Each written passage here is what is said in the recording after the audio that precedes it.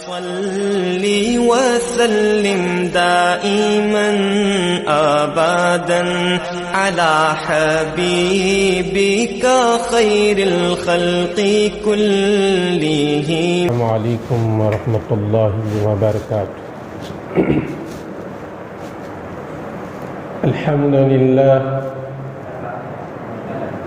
الحمد لله نحمده ونستعينه ونستغفره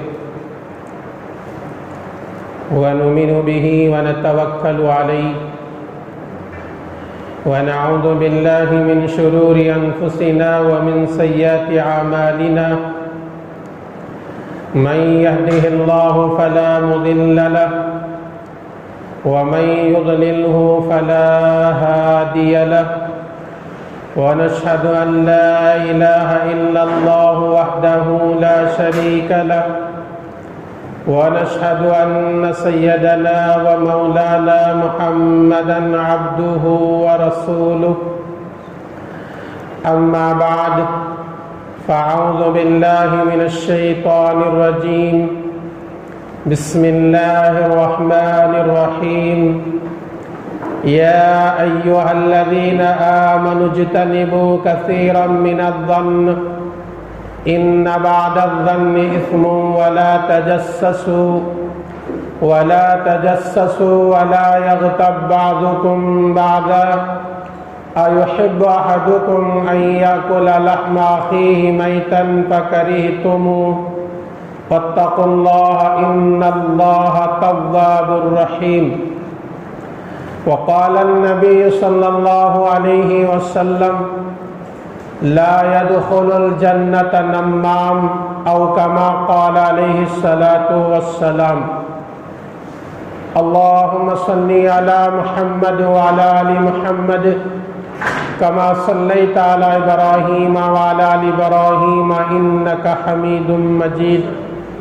اللهم بارك على محمد وعلى آل محمد كما باركت على إبراهيم وعلى آل إبراهيم إنك حميد مجيد.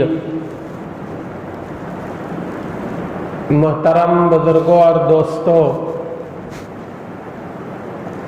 اللہ تبارک و تعالی کا بڑا احسان ہے. اللہ تبارک و تعالی نے مجھے اور آپ کو پہلی گھڑی میں اس کے گھر کو حاضری کی توفیق دیا ہے.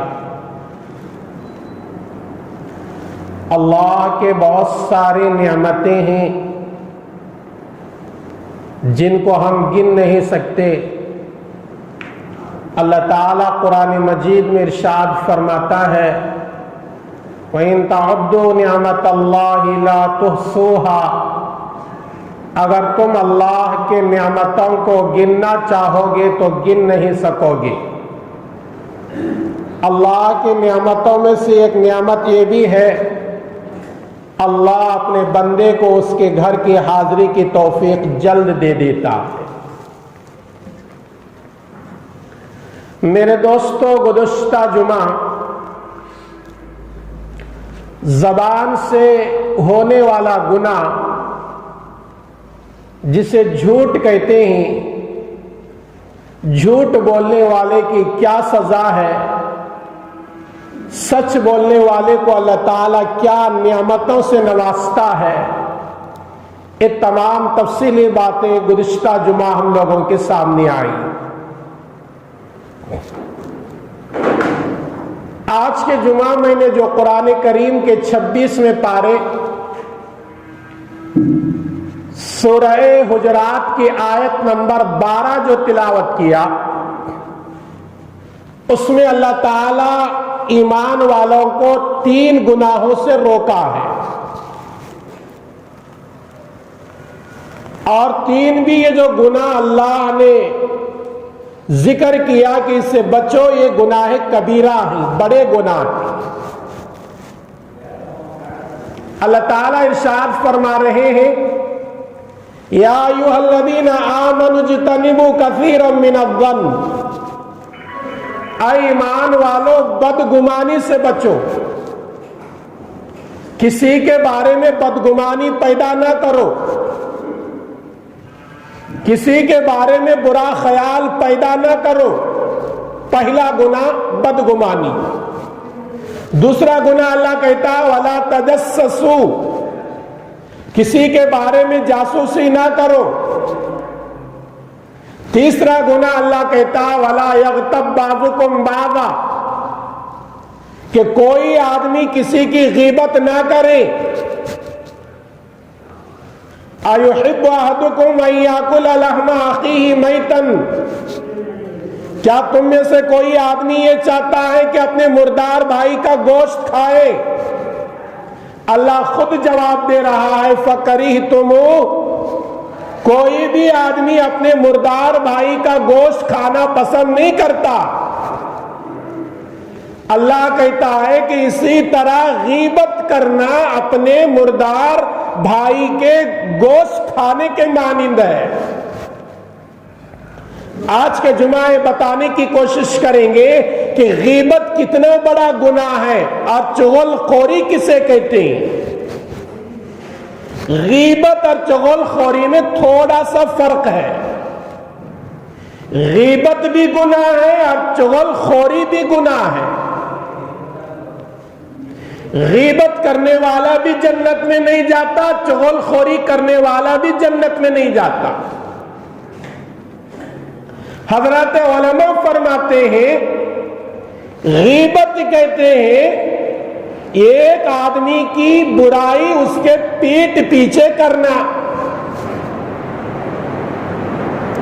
اور چغل خوری کہتے ہیں ایک آدمی کی برائی اس کے پیٹ پیچھے اس نیت سے کرنا کہ دونوں کے درمیان میں فساد پیدا ہو جائے، لڑائی جھگڑا ہو جائے، اس کا نام ہے چغل خوری۔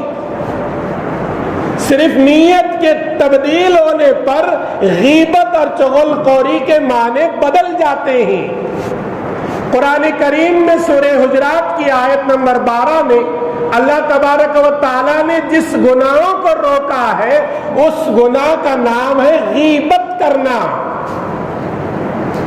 آج یہ ان لوگوں کے اندر عام ہو گیا ہے، آدمی نماز چھوڑنے کو گناہ سمجھ رہا ہے، شراب پینے کو گناہ سمجھ رہا ہے، جوا کھیلنے کو گناہ سمجھ رہا ہے، ماں باپ کو ستانے کو گناہ سمجھ رہا ہے، جائیداد کو قبضہ کرنے، ناجائز قبضہ کرنے کو گناہ سمجھ رہا ہے، لیکن غیبت کرنے کو لوگ گناہ نہیں سمجھ رہے۔ ہمارے مجلسوں میں 4 لوگ بیٹھ جاتے ہیں تو 5ویں آدمی کی غیبت شروع ہو جاتی ہے، حالانکہ غیبت بہت بڑا گناہ ہے۔ صحیح مسلم میں حضرت ابو ہریرہ رضی اللہ تعالیٰ عنہ سے روایت ہے، حضور اکرم صلی اللہ علیہ وسلم نے حضرات صحابہ سے سوال کیا اتدرون ما الغیبہ، اے میرے صحابہ بتاؤ غیبت کسے کہتے ہیں؟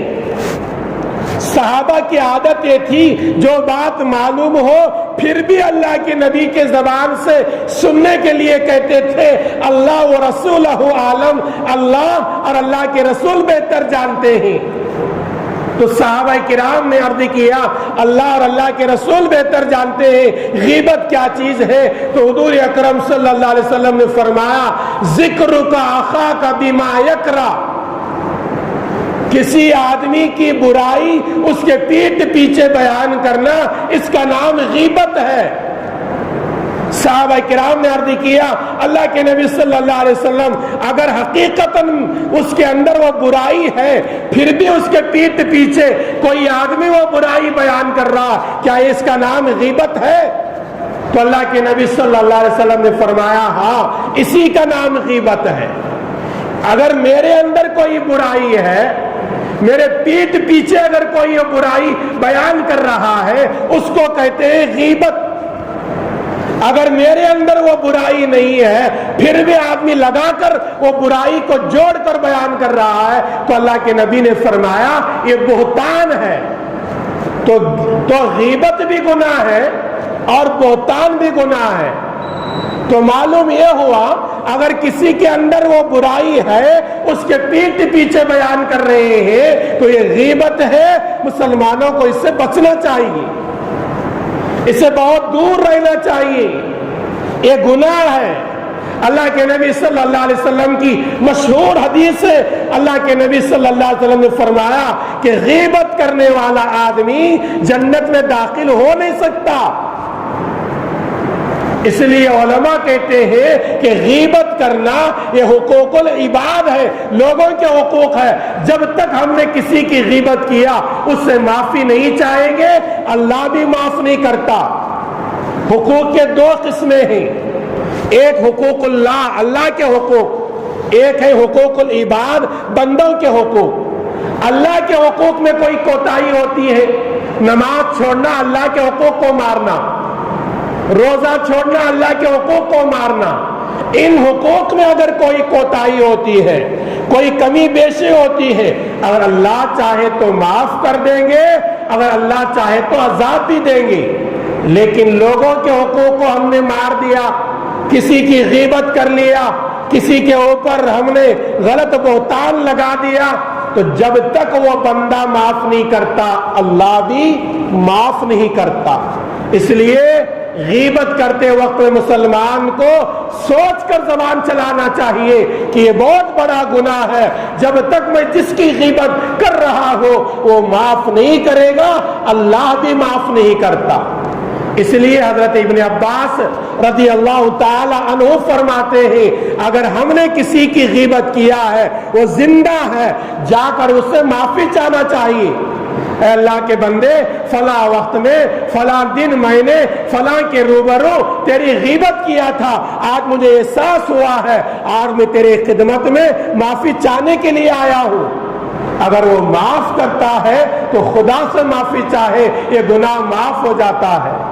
اگر کسی کے ہم نے غیبت کیا، وہ ہمارے پاس یہاں نہیں ہے، اس سے رابطہ نہیں ہو سکتا، یا اس کا انتقال ہو گیا ہے، اب کیا کرنا چاہیے؟ ابن عباس رضی اللہ تعالی عنہ ارشاد فرماتے ہیں کہ اس کے لیے مغفرت کی دعا کرنا۔ مثال کے طور پر گزشتہ سال میں نے کسی کی غیبت کیا تھا اور وہ یہ سال انتقال کر چکا ہے، ہمارے درمیان میں نہیں ہے، اب ہمیں احساس ہو رہا ہے ارے فلاں آدمی جو انتقال کر گیا میں نے غیبت کیا تھا، اب کیا کرنا چاہیے؟ تو ابن عباس رضی اللہ تعالیٰ عنہ قرآن کے مفسر ہیں، صحابی رسول ہیں، اللہ کے نبی کے چچا کے بیٹے ہیں، وہ روایت کرتے ہیں، وہ فرماتے ہیں کہ جس آدمی کی ہم نے غیبت کیا تھا وہ آدمی اگر انتقال کر کے دنیا سے چلا گیا ہے، اب ہمارے لیے ضروری ہے اس کے لیے اللہ کے دربار میں مغفرت کی دعا کرے، اللہ اس کی مغفرت فرما دے۔ اس کے لیے مغفرت کی دعا کرنا، یہ ہم نے جو اس کے بارے میں غیبت کیا تھا اس کی تلافی ہو سکتی ہے، ورنہ نہیں۔ آج مسلمانوں کی کون سی ایسی مجلس ہے جہاں ہمارے مجلسوں میں غیبت نہیں ہوتی؟ رشتہ دار کی غیبت کرتا ہے، نمازی کی غیبت کرتا ہے، علماء کی غیبت کرتے ہیں، دین کی دائی کی غیبت کرتے ہیں، جاہل لوگ جاہلوں کی غیبت کرتے ہیں۔ بہرحال میرے دوستو، غیبت بہت بڑا گناہ ہے، اس سے مسلمان ہمیشہ دور رہنا چاہیے۔ ایک اور حدیث سنیے، یہ حدیث ابو داؤد کی کتاب کے اندر موجود ہے، حدیث کی مشہور کتاب ہے، جیسے بخاری صحیح حدیثوں کی کتاب ہے، مسلم صحیح حدیثوں کی کتاب ہے، ترمذی صحیح حدیثوں کی کتاب ہے، مسند احمد صحیح حدیثوں کی کتاب ہے، اسی طرح ابو داؤد بھی صحیح حدیث کی کتاب ہے۔ سیاستہ کے 6 کتابوں میں یہ بھی کتاب شمار ہوتی ہے۔ اس کے اندر ایک حدیث ہے، حضور اکرم صلی اللہ علیہ وسلم جب معراج کو تشریف لے گئے تو آپ صلی اللہ علیہ وسلم نے وہاں چند عذابات کو دیکھا۔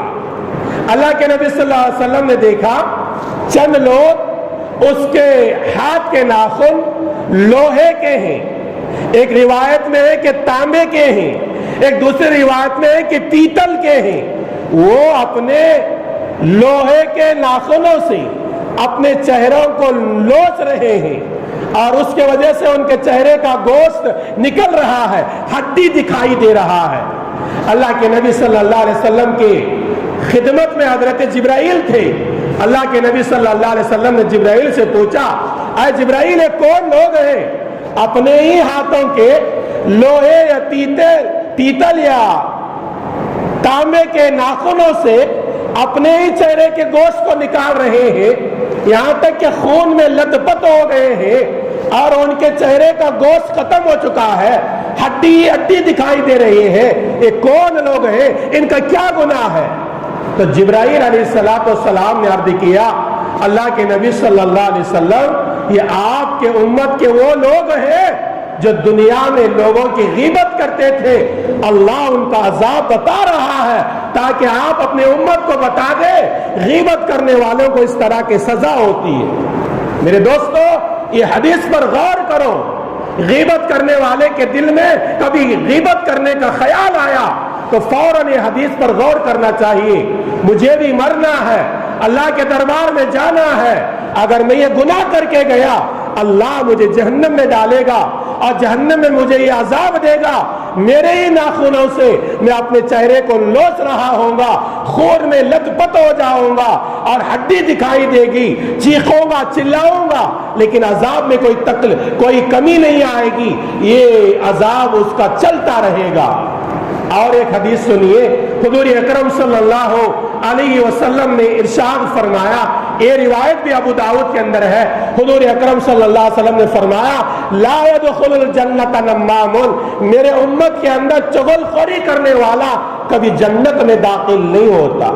जन्नत तो हसीन और जमील एक महल है और एक जगह है जहाँ ईमान वाला अगर नेक अमाल करके जाता है अल्लाह जन्नत में भेजने का वादा किया है, और जो ईमान वाला होकर गीबत करके जाता है या चुगलखोरी करके जाता है, मेरे दोस्तों, मेरे नबी ने हमें पैगाम दिया है कि गीबत करने वाला भी जन्नत में दाखिल नहीं होता, चुगलखोरी करने वाला भी जन्नत में दाखिल नहीं होता।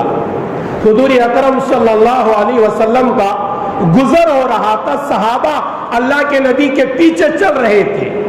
अबू दाऊद के अंदर भी है, मजमूअ ज़वाइद हदीस की किताब उसके सफ़ा नंबर 150 के अंदर भी है।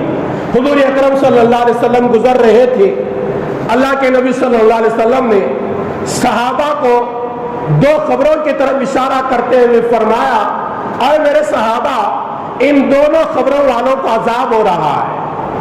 अजाब कब्र अल्लाह ने छुपा कर रखा है। इंसान और जिन्नात के अलावा पूरी मखलूक अजाब कब्र को सुनती है और देखती भी है, लेकिन अल्लाह ताला ने इंसानों के निगाहों से अजाब कब्र को छुपा कर रखा है। एक हदीस में अल्लाह के नबी सल्लल्लाहु अलैहि वसल्लम ने फरमाया, अगर अजाब कब्र मेरे उम्मत पर अल्लाह जाहिर कर देता तो मुर्दों को दफन करना छोड़ देते।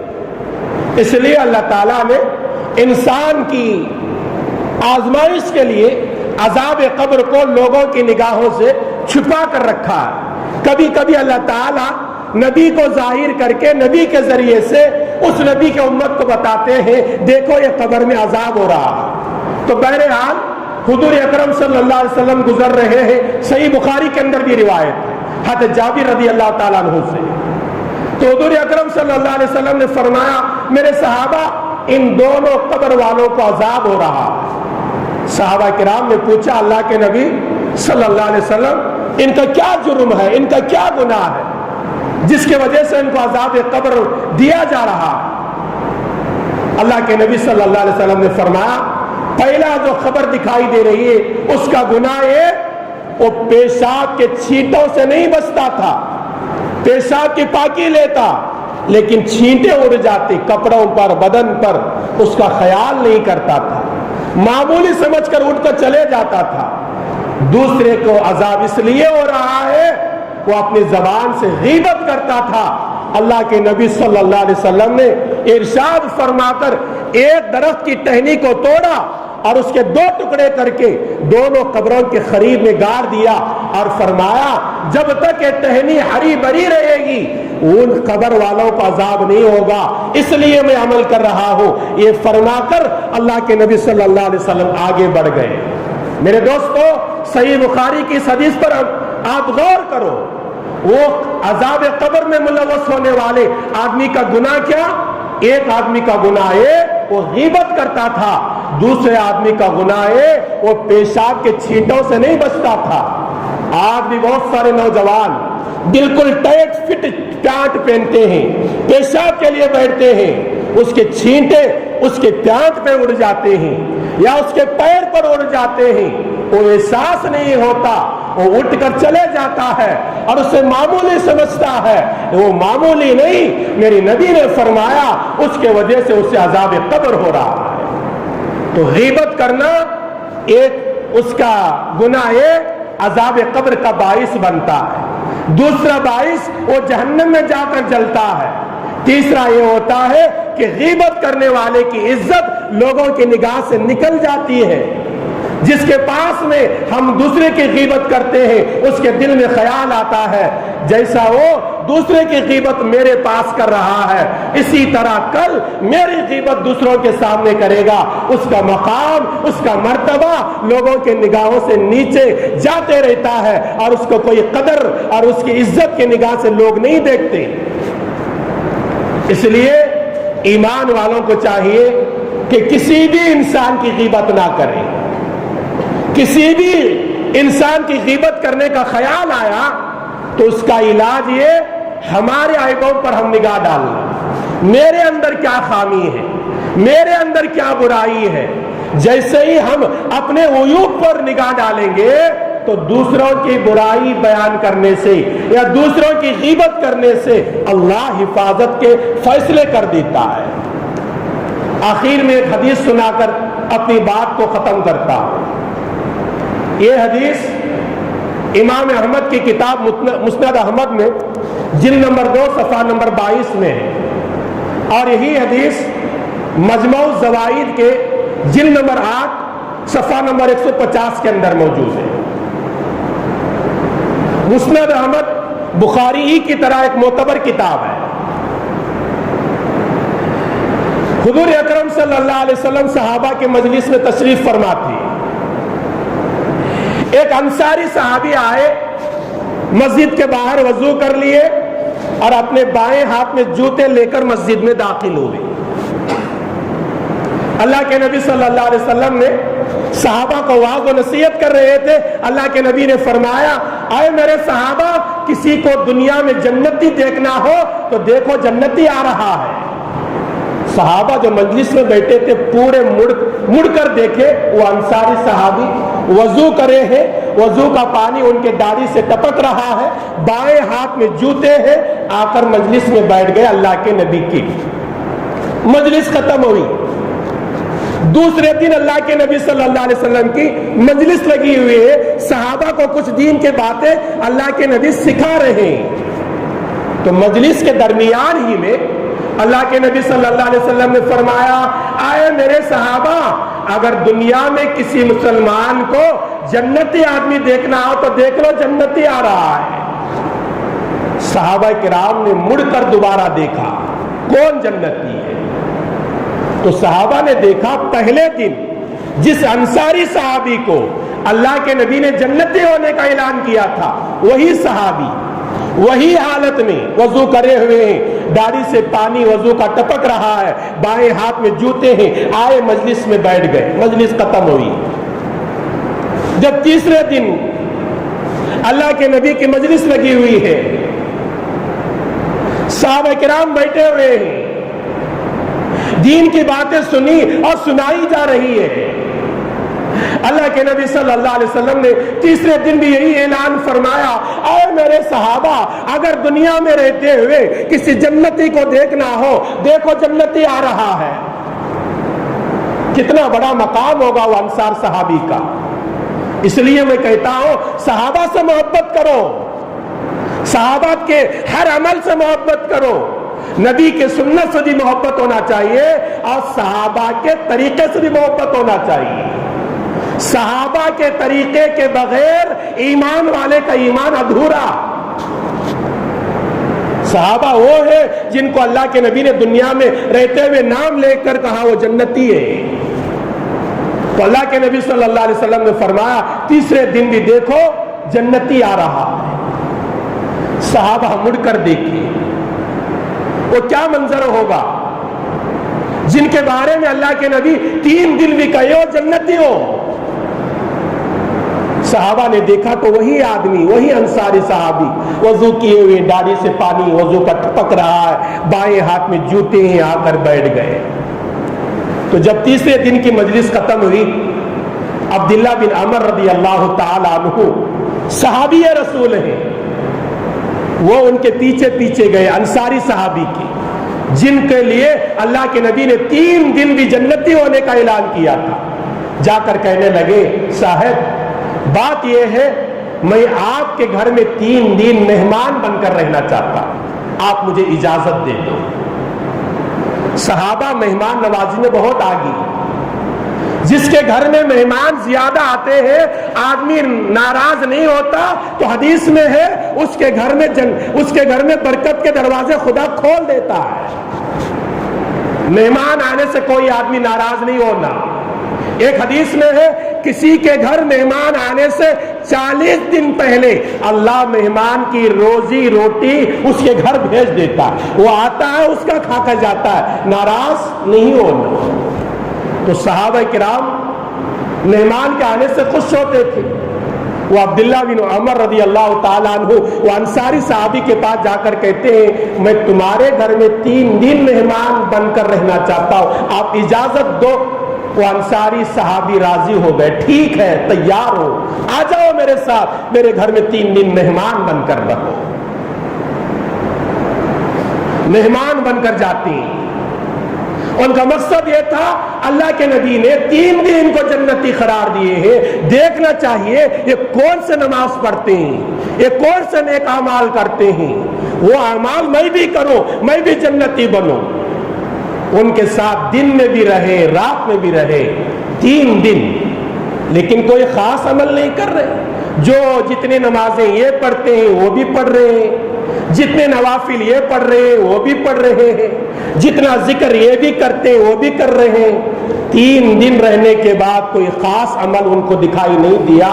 تو عبداللہ بن عمر رضی اللہ تعالی عنہ کہنے لگے، اللہ کے بندے 3 دن اللہ کے نبی آپ کے مجلس میں آنے سے پہلے آپ کو جنتی قرار دیا، میرے دل میں شوق پیدا ہوا، آپ کون سی ایسی عبادت کرتے ہیں جس کی وجہ سے اللہ کے نبی آپ کو 3 دن بھی جنتی قرار دے؟ میں دیکھنے کے لیے آیا تمہاری عبادت کون سی کرتے ہیں، وہ کیا عبادت ہے، وہ عبادت میں بھی کروں، لیکن میں 3 دن اور 3 رات تمہارے ساتھ گزارا، کوئی خاص تم نے عمل نہیں کیا، اب میں اپنے گھر کو جاتا ہوں، آپ اجازت دو۔ تو پیٹ پھیر کر جا رہے تھے عبداللہ بن عمر رضی اللہ تعالیٰ جو مہمان بن کر آئے تھے، تو وہ انصاری صحابی کہتے ہیں، اللہ کے بندے میرا ایک خاص عمل یہ ہے، میں اپنی زبان کو کبھی غلط استعمال نہیں کرتا، میں نے اپنے زبان سے کبھی غیبت نہیں کیا، جھوٹ نہیں بولا، بہتان نہیں مانا، اور ایک بات یہ، میرے دل میں کسی کے بارے میں حسد کینہ نہیں ہے، شاید اس وجہ سے اللہ کے نبی نے مجھے 3 دن بھی جنتی قرار دیا۔ یہ انصاری صحابی کی بات سنے عبداللہ بن عمر رضی اللہ تعالیٰ عنہ دوسرے دن اللہ کے نبی کے گھر کو جا کر پوچھتے ہیں، اللہ کے نبی صلی اللہ علیہ وسلم آپ نے 3 دن جس انصاری صحابی کو جنتی قرار دیا تھا ان کا کوئی خاص عمل نہیں ہے، وہ بتاتے ہیں ان کا زبان پاک ہے، کبھی غیبت نہیں کرتے، جھوٹ نہیں بولتے، بہتان نہیں باندھتے، اور ان کا دل پاک ہے، وہ کبھی حسد نہیں کرتے، کینہ پیدا نہیں کرتے، کیا اسی وجہ سے آپ نے ان کو جنتی قرار دیا؟ تو حضور اکرم صلی اللہ علیہ وسلم نے ارشاد فرمایا، یہ میں نہیں بلکہ جبرائیل نے آ کر مجھے بتایا تھا کہ وہ صحابی جنتی ہے اس وجہ سے کہ وہ اپنی زبان سے کبھی غیبت نہیں کرتے، جھوٹ نہیں بولتے، اور ان کے دلوں میں ایک مسلمان کے بارے میں پاک صاف ہے، حسد کینہ بھرا ہوا نہیں۔ اس لیے ہمارے دل بھی پاک ہونا چاہیے، ہماری زبانیں بھی پاک ہونا چاہیے، کبھی غیبت ہماری زبانوں پر نہ آئے۔ کوئی ہماری غیبت کر رہا ہے، اس کے بارے میں ہمیں معلوم ہوا، ہمارے دل میں اس کی محبت ہونا چاہیے۔ کیوں؟ غیبت کرنے والا اپنی نیکیاں ہم کو دے رہا ہے، میں کسی کی غیبت کر رہا ہوں تو میں غیبت کرنے والا آدمی کل قیامت کے دن اللہ میرے نیکیاں نکال کر اس آدمی کو دے گا جس کی میں دنیا میں غیبت کیا ہوں۔ اس لیے اپنی زبان کو پاک صاف رکھے۔ گزشتہ جمعہ میں عرض کیا تھا جھوٹ بڑی خطرناک بیماری ہے، اس سے بچنا چاہیے۔ آج میں نے عرض کیا کہ غیبت بھی بہت بڑا گناہ ہے، اس سے ہر مسلمان بچنے کی کوشش کرنا چاہیے۔ آئیے اللہ سے دعا کریں گے، اللہ تبارک و تعالی مجھے اور آپ کو کہی اور سنی ہوئی باتوں پر عمل کی توفیق عطا فرمائے۔ آمین۔ السلام علیکم ورحمۃ اللہ وبرکاتہ۔